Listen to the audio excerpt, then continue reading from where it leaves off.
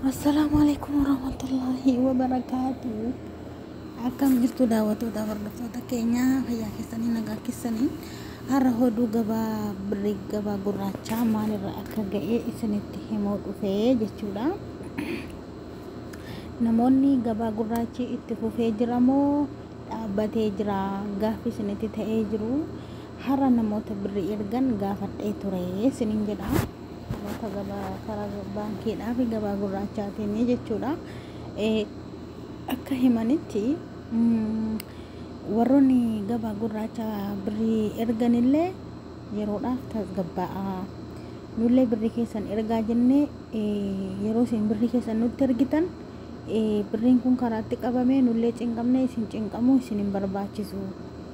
Kanaafiyyuu ammaaf yeroodhaaf maatiin keessa yoo rakkatanillee biyya haliqeeffatanii birrii keessa yeroodhaaf qabadhaa gabaan tasgabbaa'u. Garuu birriin ergamaa jira. Birrii yoo ergitan immoo birrii gaggabaabaa birrii xiqqaa 200 300 riyaala 200 300 yookiin yoo baay'ate 500 kana dabarsitanii hin ergina.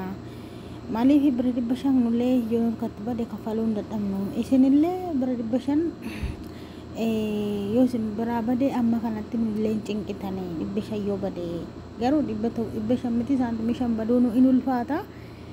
Bi'aans wanti godhamuu qabu birrii baay'inaan hin erginaadha. Baay'inaan hin erginaa. Maaliif garuu birriin kun birrii xiqqaadha osoo hin taane yoo kaa'amee ergame akka birrii guddaa sabrii naman dhorku jechuudha. Akka birrii guddaa naman maraachuu jechuudha. Birrii 500 tuffatamuu osoo hin taane naman cinqu obsaniillee amma shan biyya geessutti eeggachuun hin danda'ama. Garuu birrii guddaa riyaala 5,000 6,000 7,000 8 yoo ta'e nagaa nama dhorkaa. Sababiin isaa waan guddaa ittiin bituu jettanii biyya galchitu, lafa bittu yookiin mana bittu yookiin waan ta'e binna jettu. Kanaaf birriin kun karaatti yoo bade hamilee isin cabaa. Akkasitti hubadhaa jedhanii yaada nu dabarsanii jiranii jechuudha. Warroonni gabaa gurraachaa illee gabaan gurraachi dhaabbachuu hin dhaabbatu. Erguma duriitii mootummaan akkana jedhaa dhufe. Garuu hamma tasgabbaa'utti birrii baay'ee hin erginaa jedhanii dhaamsanii dabarsaara jechuudha. Obboleewwan kiyyaa itti fayyadamaa yaada kana dhaamsa kana itti fayyadamaa isiniin jedha. Birrii baay'ee hin erginaa, birrii 1,000 hin erginaa. Amma rakkinaa birrii 500 ergaa fi maatiidha jechuudha. Birrii 500 300 ergaa fi yeroo inni biyya ga'eeru ammas 500 yoo ergitan rakkoo hin qabu jechuudha. Akkas obboleewwan kiyyaa kanaaf dhaamsa kana walii dabarsaa, wal hubachiisaa, wal beeksisaa. Birrii guddaa yoo kaatanii ergitan karaatti qabamee nullee rakkoo keessa nu oolchaa. Nullee wanti namaa yeroo nurra galee jedhu yaaddoo nutti fidaa. Birrii nurra galee akka nurra galeen biyya galuu qaba. Biyyaan galuu taanaan isin bilbiltanii nu jettu. Nutis immoo dhugaa qabdu haqa keessanii waan ta'eef birrii keessan akkaawuntii irra galchine taanaan yaaddoofnaa hin cinqamnaa. Sadarkaa bilbila cufannee amma birriin sun bakka ga'utti jennee isin hirkaa baduu geenya. Yeroo birriin akkaawuntii irra isinii galee jedhu birrii akkaawuntii irra sii galchine irra jennee isinitti immoo ija jabaannee isinitti himuu dandeenya. Garuu ammoo yoo nuyi amma birriin sun bakka ga'utti hamma gabaan sirratti jennee bilbila cufannee akka waan nuti birrii keessan fudhannee bannutti isinitti fakkaachuu danda'a. Kanaaf birrii baay'inaan hin erginaa. Adaraa keessan nullee maqaan hin balleessinaa. Ofii keessanillee akkaataatti birrii ergan kana birrii baay'ee hin erginaa. Karaa gabaa gurraachaa jedhamu kanarraan haala namaa saaruu karaa gabaa gurraachaatiin jechuudha. Namoonni baay'een garuu karaa baankiitii yoo ergachuu feetan akkaawuntii keessan irra gashachuun hin danda'ama. Yookiin namarratti ergitanii namni fuudhee namni isinitti ergitan sun fuudhee akkaawuntii keessan irra isinii gashuu danda'ama. Garuu daayirektii akkaawuntii ofiirra gashuun maaliif dhabame gaaffii jedhu jira. Tokkoffaa duruma duriitii maaliif asuma kaamnee asuma karaa baankiidhuma mootummaa jechuudha. Karaa baankii seera qabeessaa maaliif akkaawuntii ofiirra gashuun hin danda'amne? Amma yeroo baay'ee wanti rakkoo nutti ta'e kanadha. Nuti birrii daayirektiidhaan akkaawuntii keenya irra gashachuu barbaanna jechuudha akka fakkeenyaatti. akkaawuntii keenya irra gashachuu barbaanna. Garuu immoo kan kara baankii kana rakkoon inni qabu akkaawuntii ofirra gashachuun hin danda'amu. Wanta yaadoon nuti ta'e maal godha ganaa namatti ergitanii namni biraasu yoo dhugumaan nama amanamaa ta'e fuudhee dhaqee akkaawuntii keessan irra isinii galchaa jechuudha. Ani amma kanatti fayyadamaa ture durii jechuudha. Durii yeroon gabaa gurraacha hin beekin duraanii utuu biyyallee galee maaliin jedhin akkaawuntii duruma gaafa biyyaa ba'e akkaawuntii banadhee dhufe jechuudha. Obboleewwan keenya warri biyyaa ba'aa jiran utuu akkaawuntii banatanii dhufanii bareedaadha. Akkaawuntii ofirra gashachuu danda'u wanta ta'eef garuu kara baankii rakkinni isaa maaliif akkaawuntii ofirra birrii kana galchachuun didanii namaan galchine sababiin namaa galchuu dhiisaniif maaliif waan jedhamu ana gaafinati ta'e dhugaa rabbiiti. Gaafinati ta'e ani mataa kiyyatti gaafanii dur akkaawuntii ofii kiyyaa qabu garuu gabaa gurraachaa kanan beeku sila daayirektii akkaawuntii makiyyarra kanaa galuu barbaada waan ta'eef maalin godha seetan maazarii kootiin ani maazarii koo malee nama biraa namannu isinii galee yoo nyaatanillee nyaatanii isaan eebbisu anis kan isaaniiti rakkoon hin jiru. Maazarii kootti ergaa ture waggaa 3 jechuudha. Waggaa 3 kana maazarii koodhaan birrii kana fuudhaati isa ji'a kana amma san ergu kana akkaawuntii kiyyarra naa galchaan jedhan. Amma ji'a 3 taa'ee kan ji'a 3 immoo itti kana godhadha jedhee kennaafi ture.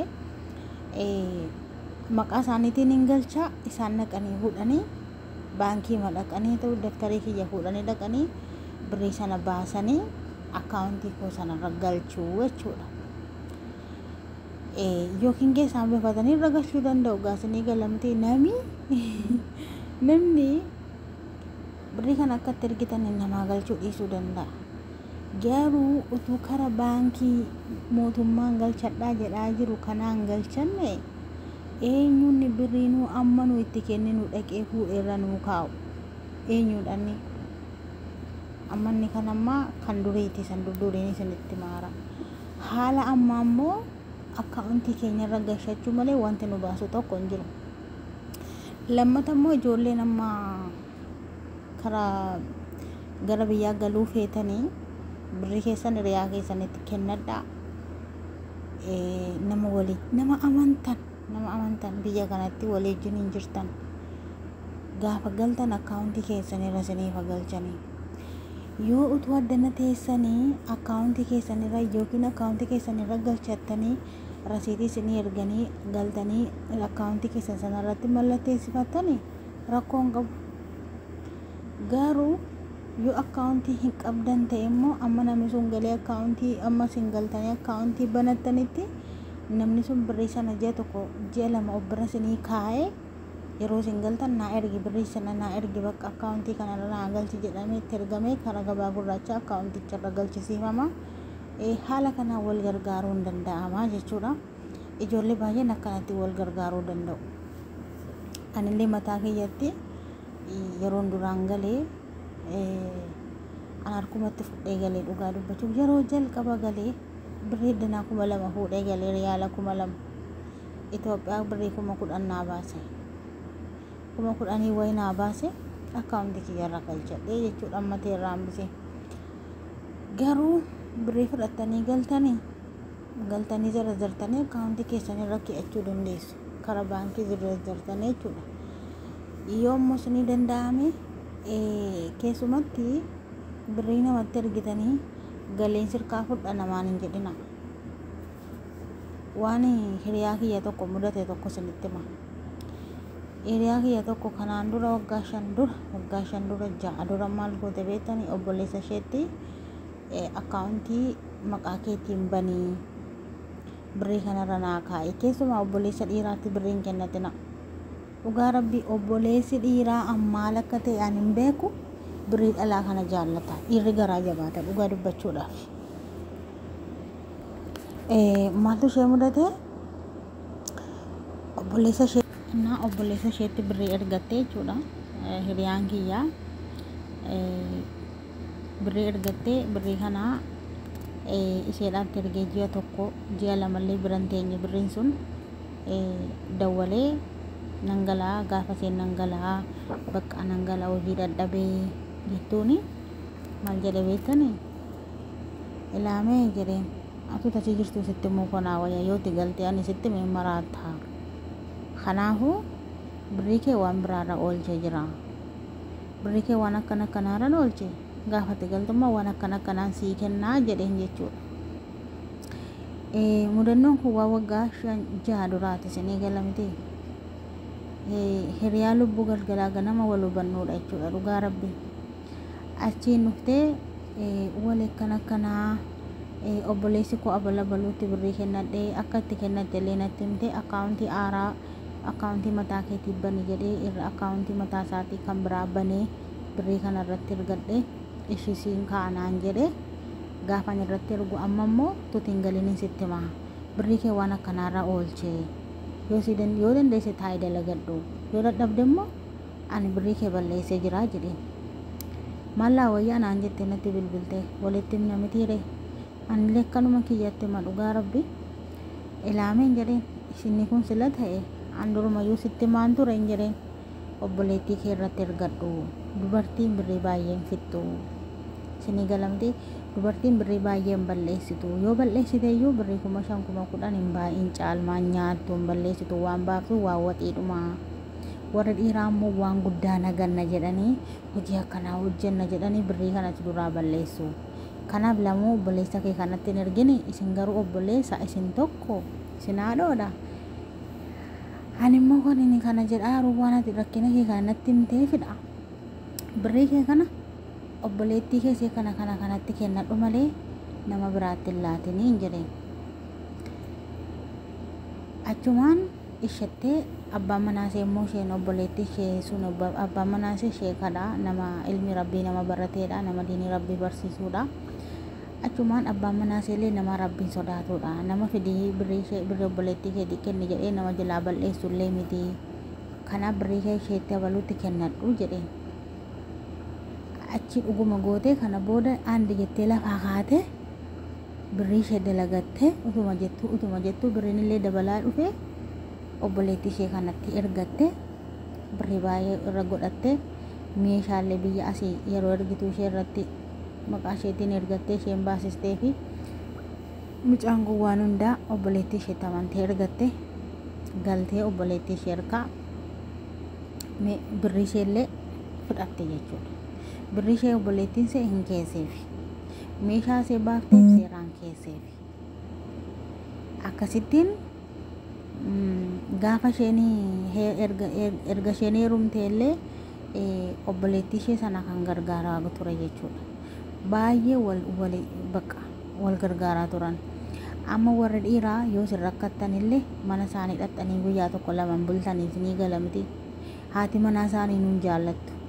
Dhugaa rabbii warri dhiiraa akka kanaa bara sayyuun naman jaallattu. Kanaafuu birrii keessan dhiiratti hin kennatinaa. Obboleessi dhiiraa birrii nyaachuu malee si yaaduun beeku. Ani dhaamsan isinii dhaamu birrii keessan ijoollee dhiiraatti hin kennatinaa. Birrii keessan qabadhaa. Innaa obboleettiin kiyya kun hiriyaan kiyya kun dhiyeenyuma kana wallaahi galatoomii akkuma naan jettee akkana naan jettee isa waggaa 5 dura waliin haasaa turre waggaa 6 dura waliin haasaa turre dheengaddallee irra deebinee waliin haasofne galatoominaan jechaa turte jechuudha. Hiriyaa keessan dandeessan falafalaafi waan gaarii godhaafi waan bor seenaa ta'u jechuudha.